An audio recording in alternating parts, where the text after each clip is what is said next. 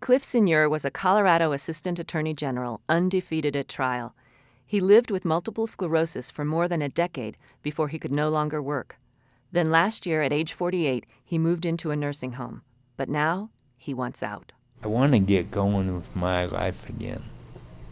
And I don't visualize my life as living in a nursing home. He's not alone. A growing number of working-age people in Colorado are winding up in nursing homes, people as young as their 30s. This is even as the overall population in nursing homes is declining.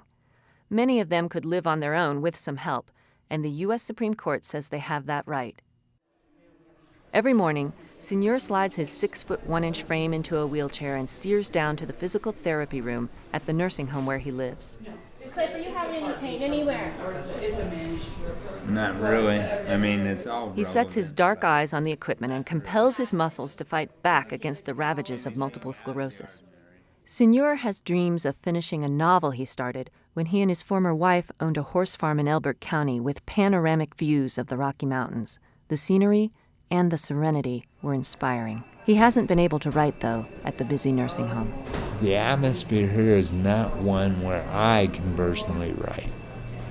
Some people that maybe have a quote-unquote harder head or whatever might be able to go through the noise, etc., but I just can't do it.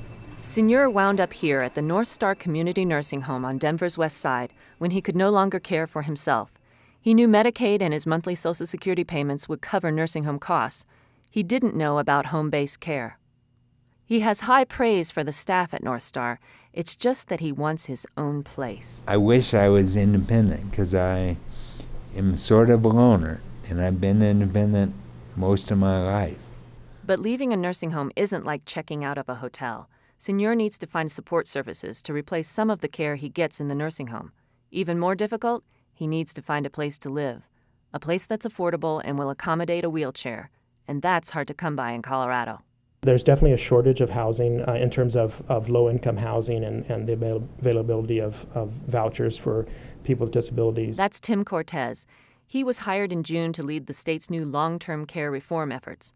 One of the goals is to increase the numbers of disabled people who can live independently. Studies show the amount of money it takes for one person to live in a nursing home can support nearly 3 people with at-home services. But if you have a disability, finding a place to live is almost like finding a needle in a haystack. The Federal Department of Housing and Urban Development says there are barely more than 1,100 housing units designated for disabled residents in all of Colorado. A check of the state-sponsored website designed to help people find accessible housing isn't promising.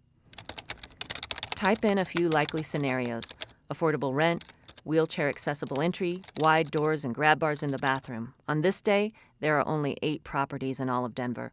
3 have a waiting list, and 3 are for senior citizens only. We need many, many units. It might as well be 1 million. Paulette St. James runs a program called Project Access. It gets a small number of federal Section 8 housing vouchers, which subsidize low-income rent, and sets them aside for people with disabilities. She said no one quite knows how many more accessible and affordable housing units the state even needs. I mean, we have so many people that really, need housing assistance, whether they're in a facility or whether they're in the community and disabled or have another special need. And I don't think we can pin down a number, but that's not to say that the need isn't broad and deep for sure. Project Access is a federal program with offices in about a dozen states. This year, it had only 1,000 vouchers for the entire country. St. James' office got 60 of them for all of Colorado. More and more, Cliff Senior is feeling like one of the lucky ones. When he first contacted the Atlantis Community Center for Independent Living, they had just received some of the housing vouchers. I feel very privileged. No doubt in my mind. He began looking last June for an apartment, and after months of searching, he finally found a place under construction that he could afford with his housing voucher and that was accessible with his wheelchair. And then he almost lost it.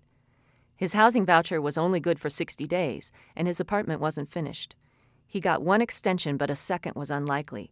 Senior finally was able to sign the lease for his new apartment on the day before the extension expired. But that was just one hurdle. There were more, like finding services that would help him get in and out of bed or go grocery shopping. The state's Tim Cortez says that's a huge problem for people moving out of nursing homes. Because those resources are not in place, we don't really have a good safety net to catch those people when they transition back into the community. But Senor was able to find those services too, and last week he moved into his own apartment in Golden. The wait was over. Today is here. Today is the moving day where I hit 0 in my countdown. Colorado is hoping to help hundreds more people like Cliff Senor every year to live at home instead of in an institution. The state is pinning that hope on its chances of winning a federal grant called Money Follows the Person. That would help Colorado spend Medicaid money on home health care, which studies estimate could save taxpayers here $200 million over more expensive nursing home care. State officials are looking forward to February, when grant winners will be announced. Cliff Senor is focused on the future, too. Well, I'm an optimistic person, so it's almost like I'm starting again.